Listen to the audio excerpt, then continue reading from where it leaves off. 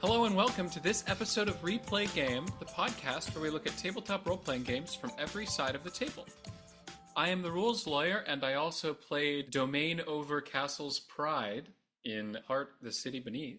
I'm Emma, and I played Morning Sun's Promise, or Promise. I'm Anish Pinamaraju, and I played the Noel Noxious. I'm Tori, and I played Grex and the Hive. And thank you to Knox for giving me my 2 syllables. I'm Mikey, and I was the GM. Yay! Yay! Yay, Mikey GM! Wonderful, how fun, delightful. It's a great job, Mikey. Like, does that not sound genuine? God, tell me how you really feel. Inflection, like you were That was going down an cruel. elevator. What? Wonderful, Good Lord. very fun. I was using it as a transitional sort of phrase. Really good job. Really good. Spectacular! I'm serious. You did a great Spectacular. job.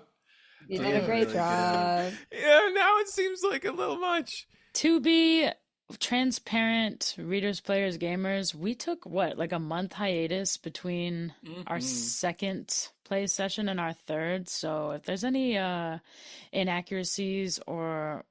what do they call them? Cinema Anachronisms. sins. No, They call them cinema sins. It's like Non-canonical? Continuity Oh, errors. if there are any continuity errors, please forgive us. They call them cinema sins. Okay,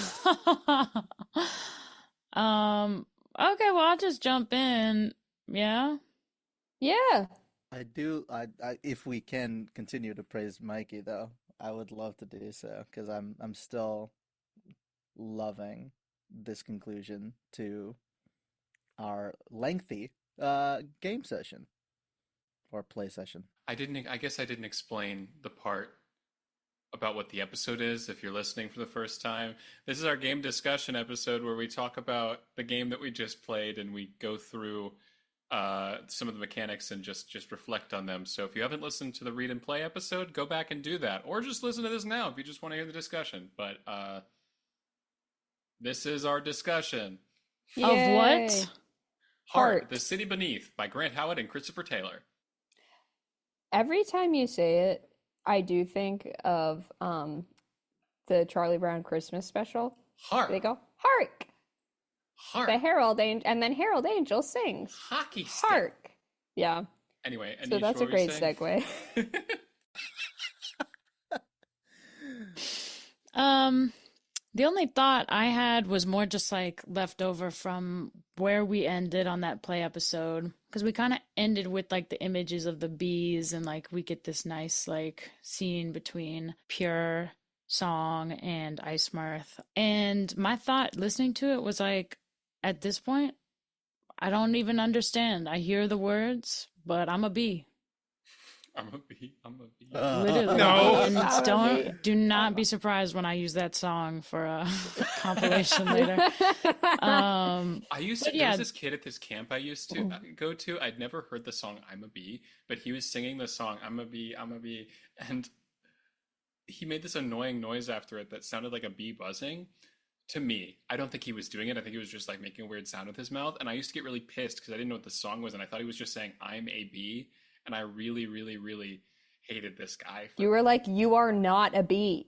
I was just like, this is a stupid You are not song. a vibe, bro. Haters will say you are not a bee. Meanwhile, the hive. There is something be. really interesting about a game that is so horror-filled and hopeless that I think you did really well, Mikey, in terms of like, if you just look at our endings, just like, if you just look at them, I think the only one of us that from a, very cold calculation, quote unquote, made a difference would probably be Grex for like calming down this like very dangerous force. But, and I think about this a lot, like the need for us to process trauma and hardships and assign meaning to it is a very human need, and it's what we do with storytelling. So like these moments were meaningful because we needed them to be, and Mikey, you made them meaningful in ways that like turned a very bleak storyline into something beautiful at the end. I think that's very cool, both about the game and how you handled the game, Mikey. Unrelated to the playthrough, because I found it really enjoyable. I liked playing a character who was a bit more mild-mannered and didn't talk so much. I don't like the system as much. Sorry. I feel like every time it was time to roll, I had no idea what I needed to roll. And then there was always follow-up rolls. And so I'm sure if we spent more time with it, I would have got it. And I'm sure there's folks out there who like really click with it. But for my walnut brain, I just could not. I don't know. I just couldn't figure it out. And I know it's like set up to get harder and harder, and that's like part of it. I actually ultimately, I don't know how big of a fan I was of the system, at least for our purposes. I think that the way we play games is we kind of have a more. To me, this game, I think it's a great game. I think it's very interestingly designed, but I think it's more suited for longer things because I think that the whole point of it is the slow descent into like getting more like almost more power levels in the traditional RPG sense, but like losing yourself as you do and then eventually culminating in something. So I think we kind of like had to rush some beats, had to really kind of like stretch some things. The system itself, I think that you're right in that a lot of roles, like having to do that for each action can like kind of slow things down, especially if you're like not as familiar with it. So I do agree with there. And I don't dislike the system, but I also think a very interesting thing about this system is the way that it broadcasts its own story. If that or not broadcasts, it sets up its own story in a way. I felt a bit limited by the options, which was the appeal at first because of how specific the classes were and really cool. But to me, when I read through it, even like the individual beats, it feels like they are shaping a very specific kind of character that it can be hard to break out of with each class, if that makes sense. I'll throw a yes but in there. Like that is what I think I like about the system. I feel and I think that this can be achieved by just like talking to your game master and having a lot of conversations. But like when you look at people who play games quote unquote professionally or for entertain, like to put out a product, it's always people who have some kind of storytelling experience. Whereas if you're just in a home game, I think having that, like, I want it to be meaningful. Well, here are, like, I get to pick what beats I want. It's kind of choose your own adventure, but it gets you on that, like, I know that I have something I'm working towards. Because I think for a lot of people who are just starting out with role-playing games, and, for a lot of people just starting out, you go to D&D, and then you have these, like, empty characters that are just fighting and you don't know what to do with them and you're like toiling. And I think this gets rid of that because you have a focus, you know what character beats you're going for. I agree with that, and I really like the beats, especially for that. I think the beats are a very interesting way to be direct about what you want with the GM, just like without even having to be too specific, just being like, here is what it's great for both the player and the GM because then you can kind of, it's good to have a goal in role-playing games because sometimes it feels like you can be aimless. But to me, I think why it would rub up with me specifically, and I think this might be more of a me problem than a system problem, is that like when I play a game, I tend to go in. Sorry, Timothy's Stink is making noises. Okay, when I play a game, I tend to go in with at least like a little bit of an inkling of a character as soon as I know the setting and the genre. But I feel this one you should probably pick the class before you design your character, really, because I found with what I wanted for Pride did not always fit exactly in the class as how I wanted it to be. Like it's just so detailed that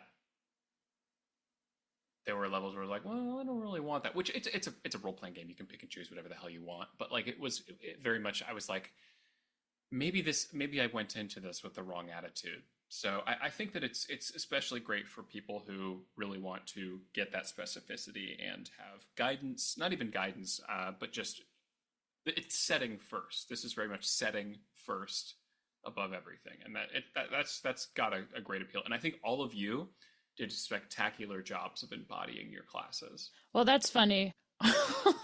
I was the deep apiarist, which is like technically like religious, I think, or maybe that was more penitent, and you're trying to like convert people to your cause and like yeah, and the story I came up with didn't really include that. It was like the betrayal was more like of my like social group as opposed to like a religious type thing. So yes, I'm kind of resonating with what you said there, and I remember anytime I would read a beat, it's like, well, this doesn't really make like I'm not trying to convert people to a cause. Yeah, I think you and I both went in with like pretty complex backstories that may not be as suited for what this game is asking for as much. Like pre-formed backstory. Which shame on me for not being more flexible, but it just was like I think I wasn't expecting that direct correlation. Like usually you got some wiggle room, but it's like, oh, no, like this is going to be the path you take. One of the things I mean, I love the setting, and like if you read the book, there is a lot of like it gives you a lot of flexibility in terms of like changing stuff, in terms of changing setting, in terms of changing locations and enemies, adversaries, all of that stuff, and even creating classes and things. But the thing I like the most about it is I love the joint collaborative way in which you create the story with your players. I think for me, that's always something I really enjoy and something I really like about this system. And I remember from when we did Kids on Bikes, that was something I loved about that system as well, and something I think taking from that and this, I really, into further things, just taking that idea of, collaborative development of a world with players and GM that I love. And I don't know how much mileage we actually get out of comparing systems, but I'm gonna do it anyways. On Kids on Bikes, there was so much structure in that game to collaboratively create the world together. Whereas this system was so entrenched and so specific, as we've all said so far, but so much lore went into creating the precursor game, the Spire, and then integrating that into its sequel game in mostly story, but just everything about the heart. The more I read the book, like a lot of the trinkets hint at like a complete world beyond with tons of lore. I don't know what a gin battery is, but like despite those tiny little details, it does feel like it would have been more helpful for me as a player to really read the book and really study up on like everything. And if we were brushing up on rigidity in terms of what we wanted to explore character-wise and what we were told, that might also contribute. But at the same time, I think we as a general role-playing group, I would categorize us as very intuitively led role players and just RPGers in general. So if we have a story that we want to tell, we will want to follow that thread. And if there come decisions that result from the narrative due to the structure, like I'm already thinking like all of our Zenith abilities contributing to our individual storylines. Personally, that was my favorite part of the entire playthrough because it all thematically came together in the end. And that, I think, speaks to the mechanics of the system. Being an adventure that has a calling, and that calling being the exact thing that relates to what unlocks your Zenith ability. Like, there's so much care and deliberation that goes into the skeletal structure of the RPG that even if you were to ignore like the musculature on top of it in terms of the story and like the flavor of the setting, I think we could be fine.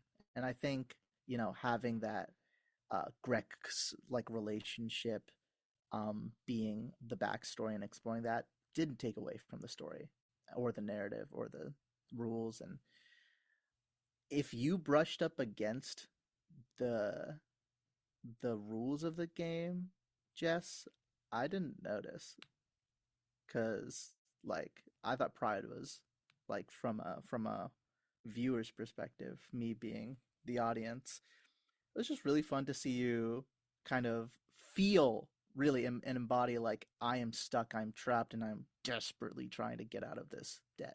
I think the main specific thing that I could have ironed out a bit more was like the specificity of my masters, like exactly what my masters were. I think I made that a little bit too general. But because I like what the Incarnadine, whatever the pronunciation is, whatever that class is supposed to be, is like you're kind of like an assassin in a way. Not an assassin, like you're like a bounty hunter, but the bounties that you're hunting for are people's karmic debt that it talks about. Or like what I calculated in Promise is like you're basically going around killing people for Incarn to hold on. You're basically killing people for Incarn to get their debt and give that to collect. You're a debt collector. That's what you are. Which I think is what she was doing, but more off screen. I think that was like historically leading up to this play session. I think that's all she was doing. And then, we played through it and we were at the point where they were kind of reaching the zeniths. So I think that was a good sort of culmination. Okay. What did you do to Grex? I'm the one who reported you. Oh. I'm the Really? one, I saw. I think I feel like I knew that. I snuck out. You didn't hear that. You knew that because we said it in the read game, the read session. Like that what?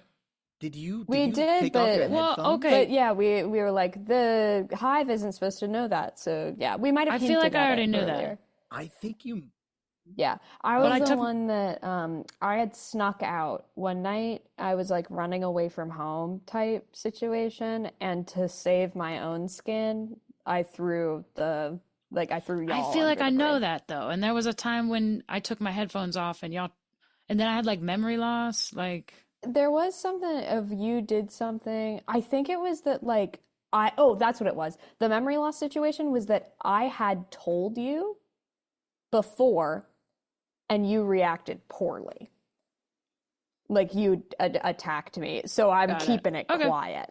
Yeah, that was what Alright. it was. I think the more we do RPGs, the more I realize that having more rules to chew on does, as at least for a first time playing an RPG, does like really rust the gears in my brain. Like if there's more in the way of more math that I have to calculate in terms of these are my abilities, these are all the terms, the more it kind of makes me quiet as a role player, like because I'm trying to figure out all the things. And I think that's just a personal thing, but I'm curious to know if anybody had experiences with just all the skills we had to keep in mind, all the weaknesses, I forget all the Domains. technical terms. Knacks. Domains. One of the things I definitely stumbled into was the idea of whenever y'all got a Fallout, there is a list of different kinds of Fallouts, and you can make your own.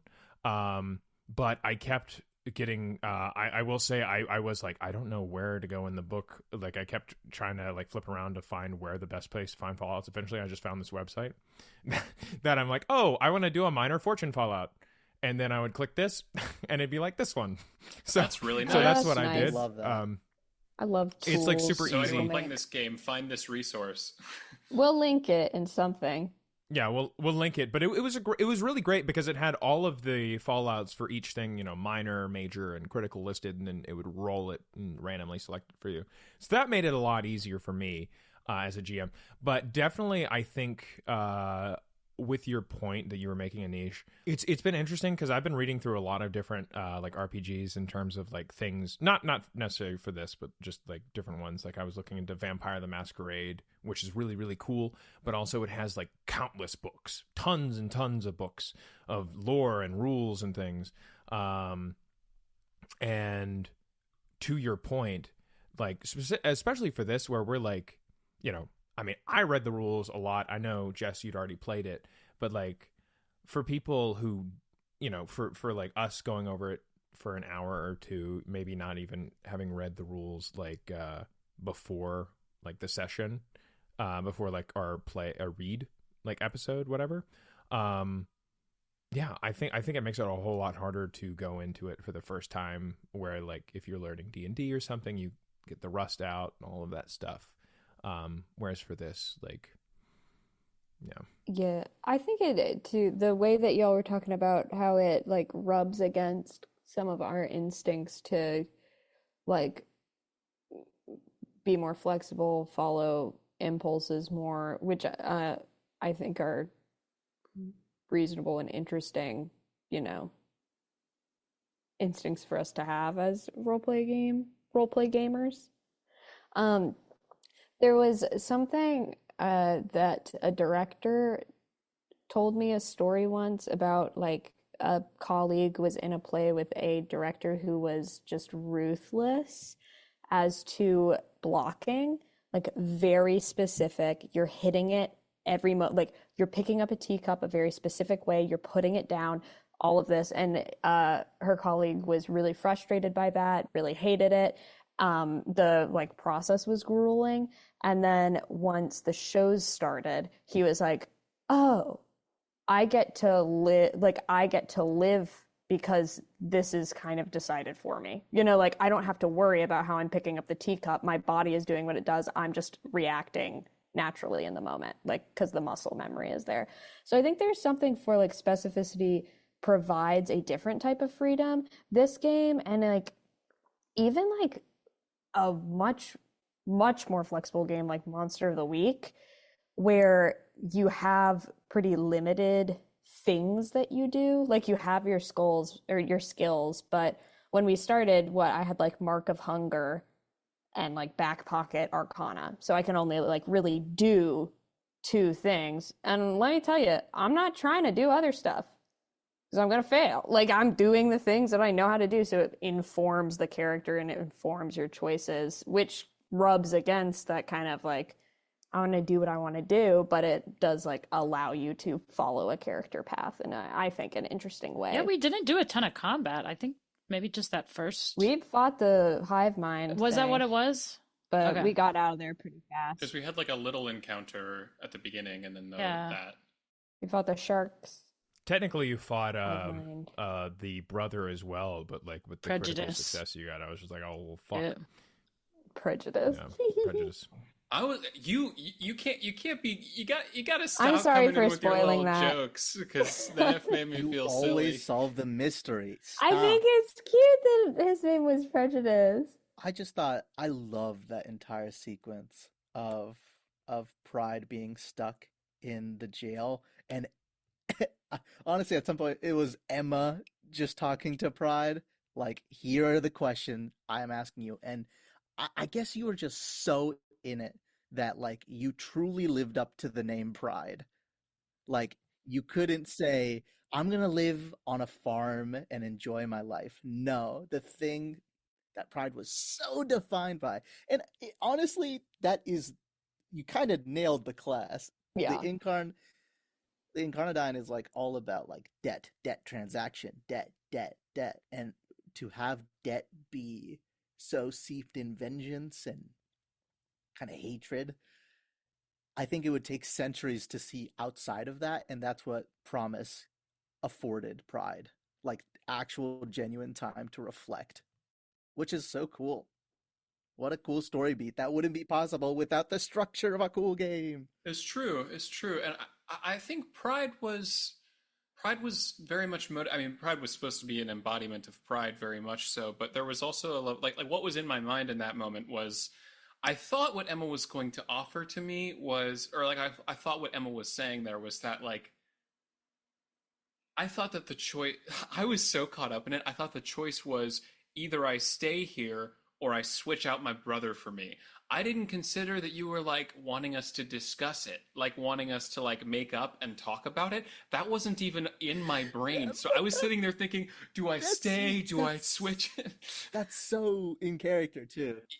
And I was like caught in that. And I like literally was paralyzed in it for a second. And I think that in my head there were two, if those were the two options, which evidently there weren't, which was kind of perfect, I feel, because if those were the two options, I stay there and I stew in it because of the love for my brother that I really have. And then I kind of remembered I do hate my brother. Like I said I love my brother, but I think she hates him. Like she really, really has a deep hatred. And I don't think she did a ton, like she did some growth, but really not like a ton of getting over that. So like the option where she goes and she switches places with him, how she hates him, but she does still have a little bit of love. So she is debt free, but has the debt of the weight of the guilt now. Like she has that weighing on her, even though she's living her life in free. She knows she's stored her her brother away forever. And then of course the actual choice was neither of those things, which because she was just so deluded in the way she saw the world that like when she finally was confronted with what was actually being offered, she was like, well, no. I think it was very fun for you to, like, it was a very cool character choice to dig your heels in and be like, no, this is the choice that she would make here. You I'm not baited gonna- me. I literally, oh, are you talking You about the baited me. text? Yes. What? Emma texted me. We were talking about like when we first learned that you could like, you know, throw someone over the edge and get rid of whatever. What'd you text me? Throw me in, girl. You said, throw me in, girl. Like, Emma loves to text during the I game. just That's how meant- you and Anish handled what executive decision? I meant that We I didn't meant that text. I would be a good No sacrifice. evidence. You don't have evidence. We But didn't her text. text, though. We talked while you were all in the bathroom. For me, because this is another of like the mechanics leading character choices. I knew that the zenith action or ability that I wanted to take was that one. Like that was the one that made the most sense to me. And I was like, well, who the heck am I gonna trap? And I was like, just the way, like the vibes, the way it was leading, I was like, so there will either be a kind of reckoning where the brother comes back and he's not what I expected and he's evil, and then I'll trap him, or I'm gonna get betrayed and someone's going in the stone chorus. So when I texted you, throw me in there, I didn't mean kill me, throw me in there. I meant like, I would be a good sacrifice for this, knowing that I'll either do it willingly and then I'll have this moment with the brother, or you'll try to kill me. And that would be really rude of you. that's what's really cool about this game is that it creates that sort of the way that the specificity facilitates the collaboration there, because I had no fucking clue that that could be an ability you would have. I didn't know that by touching someone you were gonna be able to put them in an eternal fortress or whatever. I just thought like, and the touching detail I put on just to be like, you know, fun and silly and like intimidating and scary. But like, I was like, all right, here's the moment where I'm gonna push Promise in. Promise is gonna have her, you know, whatever weird religious thing going on, and I'm going to get to talk to my brother. And you just pulled that out, and I was like, well, fuck, that changes everything, and that's kind of awesome that everything's changed now. I love that aspect. When I was looking up some reviews before, you know, doing the first like session, I was listening to some other GMs and stuff about their experience and listening to some podcasts. And one of the things they were saying is like, I love the way that I didn't know all the abilities, and so players would select their abilities, and they'd be like, "Actually, I could do this thing," and they're like, "Oh my god, like that's so cool that you can do that thing." I don't know. This one just didn't do it for me. I think that with the way that you have to choose beats and stuff, it does require the player to be more of a like writer than an actor, which I enjoy. But I think it makes sense that this one didn't quite do it for you, and like you struggled with us having to come up with the answer in Jamais Vu. You know, it's like, well, that's not supposed to be my job. I'm the player, and they're just like different types of Yes. games. You know, And I also, well, I like can't help but like want to try to find that like cathartic like story arc ending. And this one was tricky because like I wasn't sure what is the ideal outcome, for any of the characters. So that one also like I even tried to like metagame it where I was like, so where do we want this to go? Which I think is a valid conversation to have in a game. I think it's okay to signpost and be like, where do we see ourselves going? Um, it's interesting though when, like you said, Emma, it is kind of a meta narrative story. Like over the course of a game, the satisfying by design part is supposed to be you explode, you are turned into something else, you are done, character over. Whereas like in a different game, maybe you want your character to live a long happy life, and that option is there. The Incarnadine can become debt I free. think that's the only option yeah, for like where someone survives. but it's a question of molding to a game's way of forcing a player to be, because I don't think forcing seems like a strong word. You could rephrase it to be like gently guiding, but I think game design puts us in a box so that we can feel the edges and discover new shapes, you know? Damn, did I just Okay. cook? I don't Was know. that a great line? I don't know if that was like great or if it was like Absolute nonsense. Sometimes I'm I just leaning towards good. sometimes I I just talk and I lost don't you know at what the I'm gonna end. say. Sometimes a game puts us in the box so we can feel around the edges and discover new shapes. No, yeah, I like that. Because the Okay. box is Yeah. changing, Okay. just like Kinda the domains of the hearts is changing. Like by the time you find the edge, you might be in a completely different spot. Whoa. Oh, okay. Oh, okay. But all that to say, off your point, Tori, I struggle as a player when we jump into these games, whether to try and force myself to like give in to the way a game is trying to make me play a character, or to try and do what my gut is telling me to do. Especially if those two don't mix. It's hard. It's just kind of hard. It's a game about projecting action and forecasting what's going to come. And I think that it does ask a very interesting question to the RPG space, where it's like, how much communication is good to have about that? And I would say a lot. I would say that I feel like a lot of times, especially something that I do, especially when I'm playing in a game, is I have in mind an arc for my character, my individual character, that really doesn't always integrate the rest of the story. It like doesn't integrate the other characters that well. It doesn't integrate what the GM has in mind as well as I could, because I've got in my head, I'm like, here is what my character starts at, and here is sort of the journey I'd like them to go on. And it's like, well, it's a conversation. I'm not, if I just had that in mind, I should just write a book. It's like, so I think, and then I get kind of frustrated when I don't communicate that, or like when it doesn't pan out how I want it to, if that makes sense. Like we get to a point and it's different because other people are playing, because there's more things happening, and there's something that prevents something or just changes.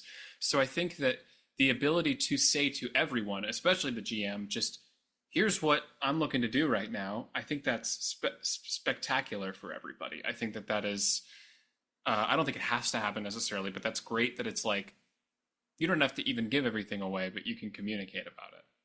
And I think that that's what this game is about. It's about knowing and informing, and about having that plan, having that path that you're going to go on intentionally. And also adding the element of a GM that can both ferry you towards similar outcomes or just throw random shit at you. Because like you could die extremely early. You could just die. You really could. Yeah, I'd be interested what a longer game of this looks like because like of this the impacts that you have on the environment, like the fact that you changed the name of a place, Tori, and then like you created a haven or something, a niche. With a longer game, are you encouraged to play multiple characters? That's what I was wondering. I don't know. I don't Because know. I feel like if you create a landmark, you'll want to come back in a Yeah, you'll want to different explore form and, that. and see that landmark. That is one of the things in the book and in some of the stuff I've read from the creators. Like they talk about like that.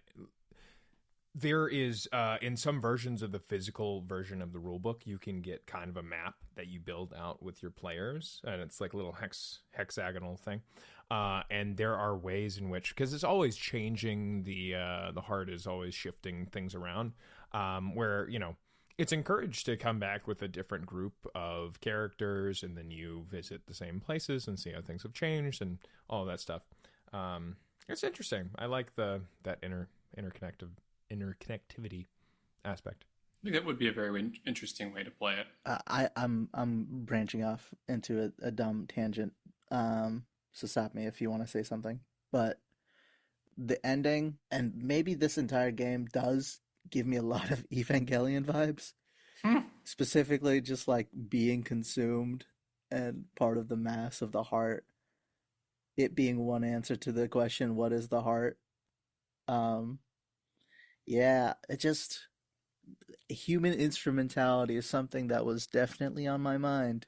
I want to loop back to like an entirely different conversation that we had that I forgot that I had a thought on that like we just kind of moved on past, but the idea that like the rules were pretty confusing and kind of like held back the role play sometimes, and like can be different because like a lot of systems like D&D you might be more familiar with them, and I think that is largely, I think that's largely like I wouldn't say a fatal flaw of this podcast, but like just a limiting factor is that we do go through so many different games just and then not really revisit them. So like the reason people know D&D so well is because everyone plays D&D and people do it all the time. It is not an easy game. It's probably just as difficult or other game, but like people just play it so much that like you're bound to find a DM who is experienced in it, and then you can play with it, and like be in there and learn it with like have them teach you. Basically it's just like passing it on. You also get the actual play stuff. If you like Critical Role Dimension 20, you get a billion examples of playing it, and so like the knowledge is passed less by the books and more by like word of mouth / the internet. The resources available. I would say like they're like a game that is comparably complex and gets a little bit of attention, but not as much, is like Cyberpunk Red.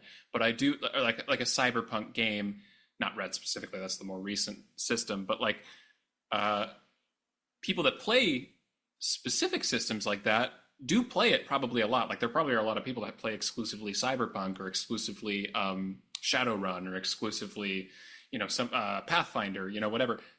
And yeah, exactly. There's probably people that do just love to only play that. So you're gonna find a smaller community of people that do like just know shit, like that you can learn from and play from that are hosting games. But you're probably not gonna find that as much with like Heart. I don't know that there's a lot of people playing this. Yeah, and I think I'd love to talk about that just as a podcast in the future, because it either we need to do a lot of research and studying up before we tackle another I'll just loosely call them big books. I mean, this is definitely different than a one-page RPG or, even like a 20-page so RPG. Funny that's what Grant Howitt is really known for, is the one-page RPG, and I guess this and other stuff. Like, what a range! What a range! We'd love to see it, but it's hard to do these larger RPGs justice in a one shot. So even like I would love to revisit Heart one day, if not on the podcast, then just personally, just to get a feel of it more. And then I think a lot of larger RPGs, they do require reps. Like you just got to get it into your muscles before you can really begin to understand. And I think I don't know whether to call that a limiting factor or just a consideration during these game discussions, especially. But I don't know. I'd love to talk about how we approach that in the future. You know, because we can't have a 16 episode arc, I suppose. Maybe we can. We can do whatever we want. No, Mm, If we're having fun. I'm not. If we do a 16 arc. But that's like a 16 is a normal. lot. Too That's like many. a normal. That's like a normal thing, like a normal Yeah, campaign. but too many to be on camera for. yeah, it That's is. how many we It's had so for different. Strahd, I think. Probably. Damn. Holy. Strahd was at least 12, 13. There was some really fulfilling, cathartic character moments in Strahd, though. Cut this out, because nobody gives a fuck outside of us. But the like highs we were able to achieve and the lows that we had to like feel, Crazy. yeah, they definitely. Actually, don't cut this out. We love talking about our old campaigns. It is so clear to anybody who does listen to this podcast that we have played together as a group before in the past. And we love talking about those things. And you may be wondering, what were those games like? yeah. What kind of characters do we play? And you may be wondering, how did this all start? Yeah, last episode. Well, look no further, readers, players, and gamers, because for our 1-year anniversary as a podcast, we are revisiting the game that brought this group together, or not the game, but the characters that brought this group together, the Goblin family. Did we have a name? Did we have a We've- surname? We've Absolutely not. never talked about it in detail on the podcast, but this gaming group formed when we decided that we just like playing with each other and hanging out. We picked up, I think, Jess, you picked up the game Weave. It's essentially what if tarot and like ARG elements were put into a role-playing type system. There was an associated app. It was interesting, I will say, the system, but what came out of it were 4 goblins, a unit, a family, that characters that we have not touched in, oh 4 my or god, 5 3, years? 4 years? 4 years? Which, to be clear for everybody, it does not exist anymore. Is that correct? I don't think so. I don't think it exists. But we found a goblin game that we could play using these characters. So, very excited for that. Yes, the game we're going to be playing next time is it's called Goblin Errands, and it's like a we'll talk about it on the actual episode more, but like we're Who's very it by? excited. We don't always say that in the we don't have it pulled up immediately. yeah, I don't know. Usually I've gotten rid of the saying the name part in this just in case, because we haven't researched the names as much, so I don't want to mispronounce any names. All this Gotcha, to say, gotcha. we will not be rolling for our next game. We will be playing Goblin Errands as a homage Homage. to how we As a started. family. For Yes. our 1-year anniversary. 100 years replay game. Replay game 100years.com. 100 years replay game. We need to stop isolating our audience The with Rick and Adventures of Morty Replay references. Game. That's not serious. We should make as many as We we turned the can podcast because we into a can't pivot. help it. We turned the. I didn't like that one. Thank you for listening to us for a year. If you've been here since the beginning, thank you for listening to us for less than a year. If you've been here for less, and please continue to listen to us for another year and another one forever, ever. Thank you. Forever, Rick and Morty. I And have that's- a migraine. That's it for this episode of Read Play Game, where we listen to we look at the advice on the table. Please we say look the at table the thing. dice on the table. Just say the table thing. Say the table thing. We'll see you at a different table, an old creaky table that we'll dust off and blow off. Tori, make the sound. What is that? That's like when you sound? open a wallet in cartoons and it's like there's nothing in there. That's us. I was Wait, getting is up that to the something that table. you knew? That's did it earlier. We're done. We're They done. do that all the time. Yeah, earlier today. Where's all Alright. my money? Ba ba da ba. Oh, Do you really want to? That's it.